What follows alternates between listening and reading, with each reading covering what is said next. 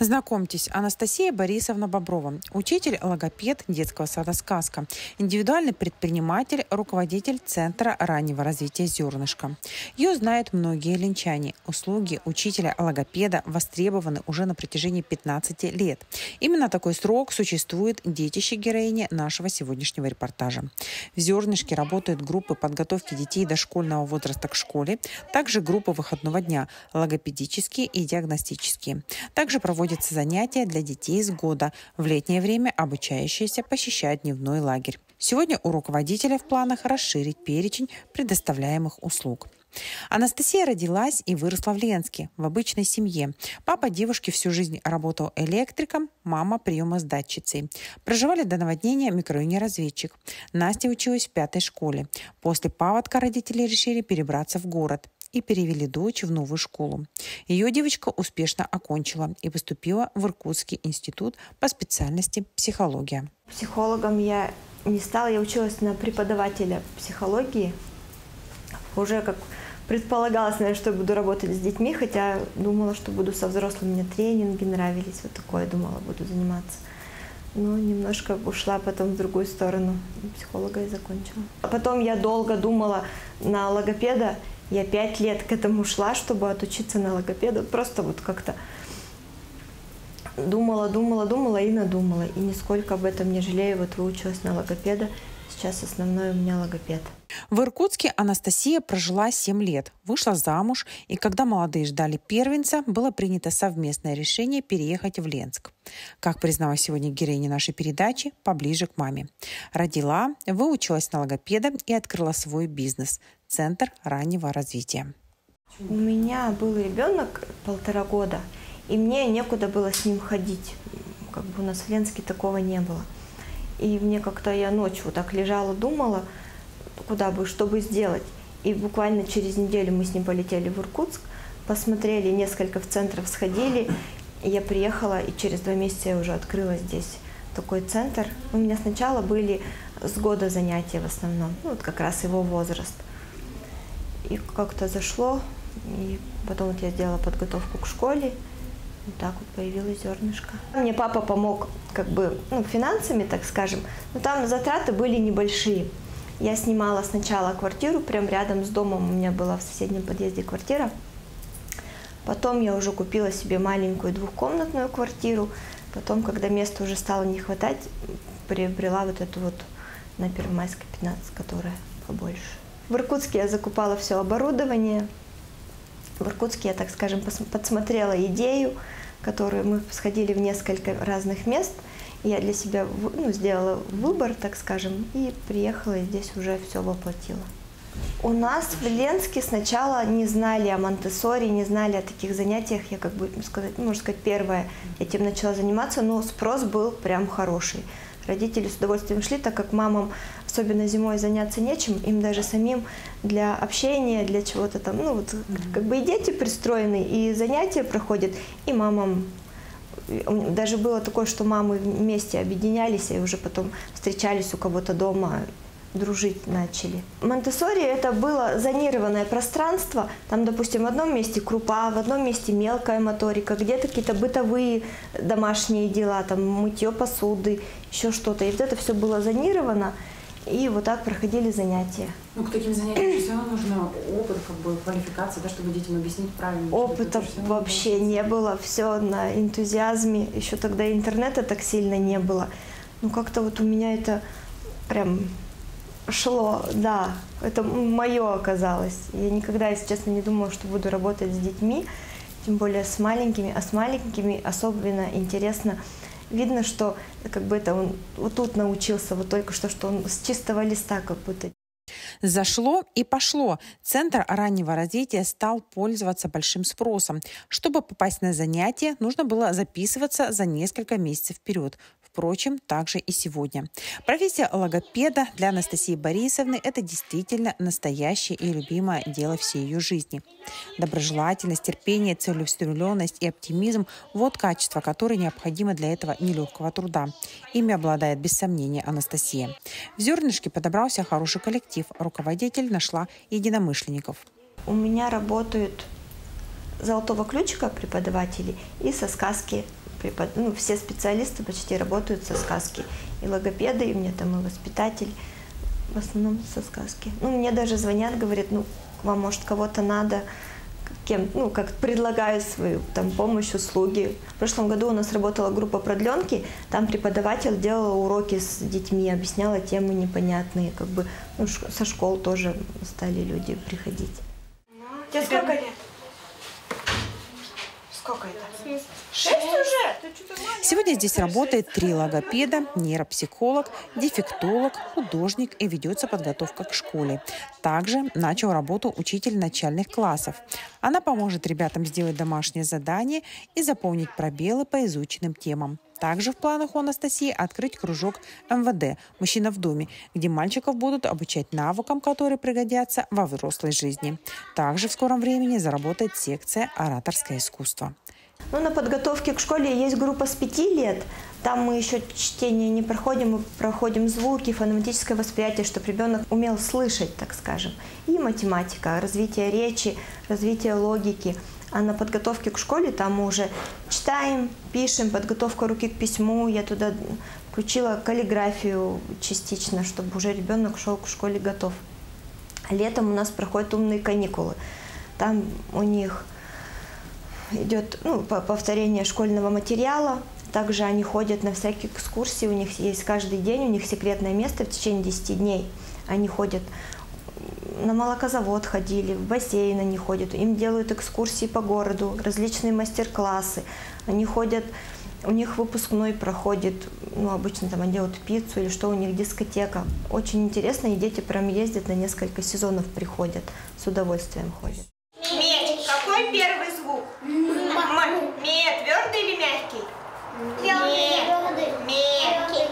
Очень мягкий. Мягкий. Каким цветом обозначаем мягкий? Занятия для всех групп проводятся 2 раза в неделю, 8 раз в месяц, по часу в день. Логопедические по 30 минут, у малышей по 15. Это сложно, ребенку все равно сложно высидеть какое-то время, тем более такому маленькому. И чтобы провести занятие 30 минут, нужно очень много к этому готовиться, потому что там каждое упражнение, грубо говоря, там 2-3 минуты. И надо очень много информации и очень много... Мы покупаем очень много игрушек развивающих, чтобы ребенка отвлечь, переключить на что-то новое, чтобы ему было интересно в процессе всего занятия. Звук Н. Машина. Какой следующий звук? Молодец. Твердый или мягкий? Твердый. Твердый цвет? Синий. Синий. Супер, молодцы. Логопеды, бывает, один раз пришел ребенок, и у него звук встал, и в речь встал, может даже 5-10 минут может хватить. А с некоторыми надо заниматься, может, и год, и 2. Поэтому, если какие-то проблемы, лучше начать заранее перед школой, чтобы ребенок в школу пошел подготовленный. Потому что даже если речь если нарушена, то могут быть на письме ошибки. Вот это задание все видят? Да. Вам нужно найти все маленькие «м» и большие и отвести в кружочек. Делаем. Нашей съемочной группе удалось посетить урок подготовки к школе. Группа детей небольшая, всего 8 человек. Так, рассказывает педагог, дети усваивают информацию лучше. Отработать тему получается с каждым индивидуально. Дошколята с интересом слушают Анастасию Борисовну, поднимают руку, как положено в школе, отвечают на вопросы. У всех есть 3 карандашка. 3 карандашка, не красный. Хорошо. Мы сегодня проходили букву «М», делали звукобуквенный анализ, подготавливали руку к письму, обводили матрешку, называли слова на этот звук сами, чтобы они говорили, думали. Читали, мы прошли все гласные буквы. Сегодня у нас первая согласная, сегодня у нас уже слоги пошли, мы учились читать. Выполняют задания будущие школьники внимательно и очень аккуратно. Например, делаем лабиринты какие-то. Вот такие.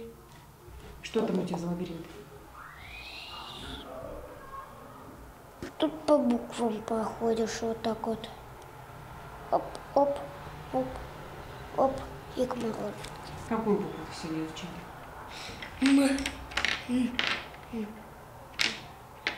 Тебе нравятся уроки, Анастасия Борисовна? Очень. Цифры считаем, обводим, вот это делаем. Вот это, вот это, вот это. И мы постоянно учим буквы и цифры. Учимся читать, писать и считать. На занятия к Анастасии Борисовне ребята бегут с удовольствием. У нас Анастасия очень интересные уроки, мне очень нравится у нее. Если кто-то много раз нахулиганил, Это что значит? значит бабак. После каждого урока домашнее задание, повторение пройденной темы. Подготовить ребенка к школе непросто, рассказывает педагог. Кто-то схватывает информацию и усваивает ее на лету, а некоторым бывает и сложно. Но тем не менее, после года подготовки все ребята умеют читать и писать. В «Зернышке» Анастасия ведет не только подготовку к школе у 6 групп, но и занимается с детьми с задержкой речевого развития. Ставит звуки тем, кому это необходимо. Так, берем. Что там? Мыло, Шампунь. шампунь, Это, Иля, на меня быстрее. На меня. Шампунь. шампунь, Угу. Шагай дальше.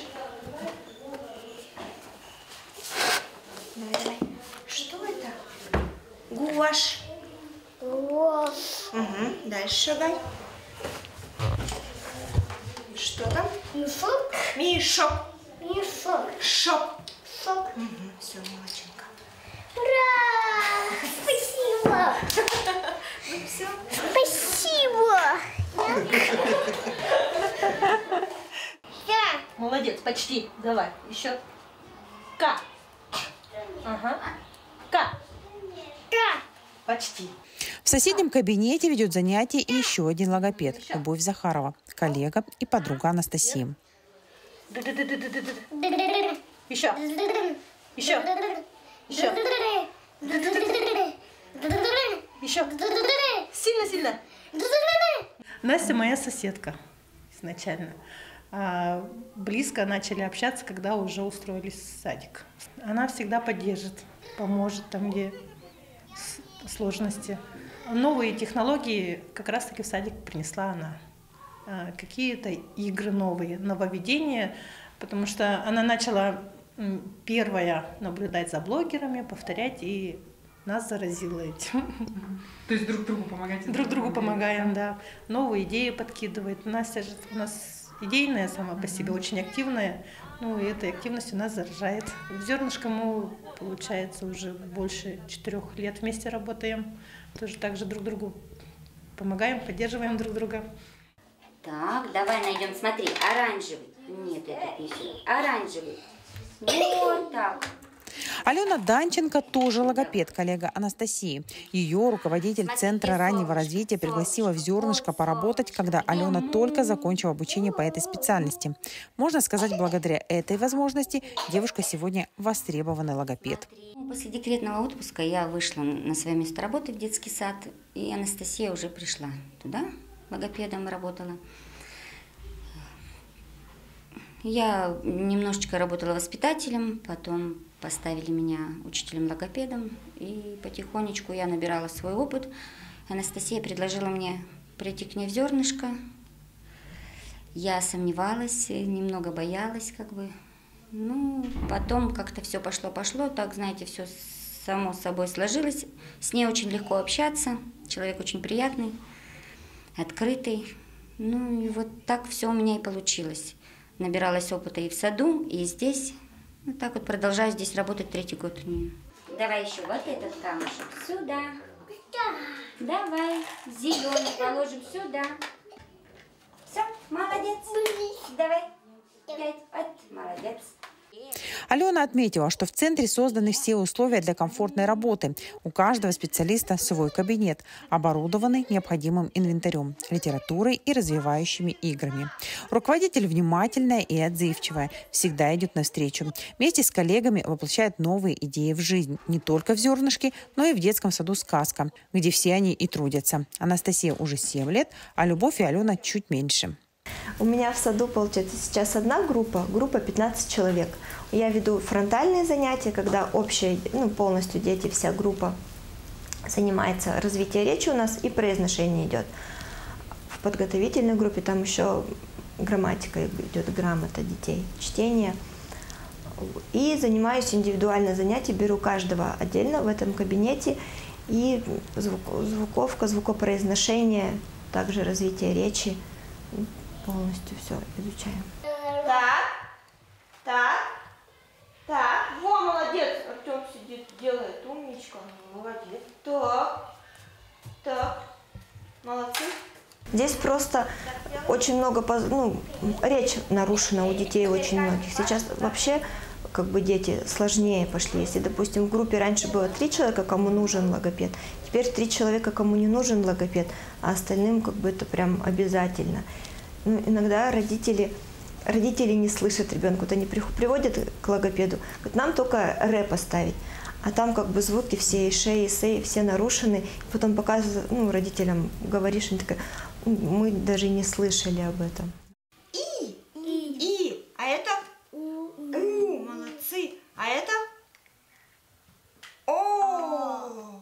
А это? Правильно. Это что такое, Имран? Автобус. Автобус. Где слышим? Автобус. Начало, середина или конец? В начале. Клади сюда. Бери кружочек, клади в начало. Угу. Так. Анют, это что такое нарисовано? Тапочки. Тапочки. Где там слышим? Держи. Тапочки. Где слышим? Начало, середина или конец? Смотри. Тапочки. Тапочки. В серединке. Молодец, ставь. Причин для роста речевых нарушений может быть много. Анастасия придерживается мнения, что основную роль играет воспитание. Из-за раннего вовлечения в технологии, кормления под мультики, замены игрушек планшетом, ребенок теряет способность фокусировать внимание. А поскольку эта тенденция возникла в нашу цифровую эпоху, то и профессия логопеда актуальна сегодня как никогда. Сейчас очень много мамы сидят в телефоне, может быть, где-то на ментальном уровне. Дети так хотят привлечь свое внимание. Вот ребенок там не разговаривает или где-то болеет, что мама, обрати на меня внимание, там, отвлекись от телефона. Это уже наши выводы логопедов, мы так думаем. Делаем часики. Ангелин, смотри в зеркало. Красим потолок. Красим потолок. Обои на стенке клеим. Алиса, обои. Угу. С другой стороны. Угу. Открываем окошко, проветриваем. Так, пробуем окошко. Также Анастасия ведет занятия в коррекционной группе детского сада со сложными детьми, где процесс работы поставлен иначе, требуется больше внимания и терпения. Но и воспитанники таких групп со временем учатся правильно говорить, подтягиваются за сверстниками и успешно поступают в школы. Самая большая благодарность за нелегкий труд логопедов – это чистая речь после занятий и уверенность детей в себе. Конечно, когда правильно выговаривают звуки, они потом идут куда-то на конкурсы, рассказывают стихи. И так встречают в городе, все обнимаются и помнят тебя. И родители приводят новых детей, следующих детей. Там одни позанимались, еще ведут, знакомым советуют. Самое сложное, признается логопед, правильно выстроить работу с родителями. Этот момент очень важен. Часто взрослые считают, что достаточно отвести ребенка к логопеду, и их роль на этом закончена. Но на самом деле результат у ребенка появится только если близкие люди подключатся к решению проблемы. Просто занятия с логопедом не принесут никакой пользы, если дома обстановка будет оставаться прежней. Нужно поправлять детей, быть внимательными к их речи и письму, находить время на коррекционные игры и занятия в кругу семьи. Сейчас сложно представить образовательный процесс без задействования современных технологий. Именно поэтому Анастасия Борисовна и в своей работе старается шагать в ногу со временем. Так, например, для поддержки интереса у детей к логопедическим занятиям она использует интерактивные технологии, постоянно проходит новые курсы, повышает квалификацию. Для работы с такими детьми нужно очень много знаний, нам их не хватает, и дети все сложнее и сложнее. Поэтому мы проходим разные курсы. Нейрологопеда я закончила курс. Сейчас планируем на авотерапию с детьми-аутистами, потому что дети сложные, надо постоянно развиваться и учиться. Но на этом учитель-логопед останавливаться не планирует. Впереди еще много детей, нуждающихся в помощи, и новые уникальные методики работы с ними. Эмоциональную поддержку Анастасия черпает в своей семье. У девушки супруг и 2 сына. Старшему Ярославу 16 лет. Он студент технологического техникума, осваивает специальность электромонтера. Решил пойти по стопам дедушки. Младший Артемий учится в 4 классе, занимается спортом. Он прям весь активный, ему вот надо какие-то активные виды деятельности, спорта, он любит гулять. А старший у меня, он увлекается историей, очень много знает, с ним очень интересно разговаривать. Ну и компьютерные игры, как сейчас бич нашего времени. Все свободное время, конечно, мама посвящает сыновьям. Они много общаются, каждый день вечером делятся новостями, обсуждают, строят планы, часто играют в настольные игры и ходят гулять. В основном в игры настольные играем, ну или в отпуск ездим. Какие настольные игры любите? Свинтус называется, вот самое интересное. И Эмоджинариум еще. Какая тебе мама? Хорошая, добрая. Ты маме чем-нибудь помогаешь? Ну, помою посуду иногда. Артемий, как уже сказала мама, серьезно занимается спортом. Участвовал в соревнованиях, занимал призовые места. Я занимался карате, участвовал в соревнованиях в Мирном и в Ленске. Когда участвовал в Ленске, победил, получил кубок и медаль. Все лето Бобровы проводят на даче. В этом году приобрели сабборд. Теперь у семьи новое увлечение. Думали, что очень сложно будет на лени кататься, что такое течение, а на самом деле очень легко расслабляет. Очень классная штука. Вместе с детьми? Вместе с детьми, да. Вместе с детьми они даже отдельно в жилете сами с удовольствием. Угу. Что еще? Еще мы собираемся, у нас есть компания, мы собираемся, играем в настольные игры, там «Мафия», «Эмоджинариум».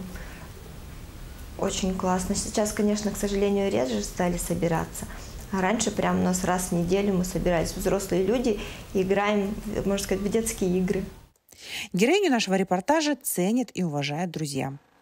Она отзывчивая, очень внимательно слушает. Редко люди, когда умеют слушать друг друга, так поддержит в сложные ситуации. Свою профессию Анастасия любит. Каждый рабочий день для педагога праздник, потому что каждый час учитель-логопед с учениками делает небольшие шажочки на пути к правильной, красивой, грамотной речи.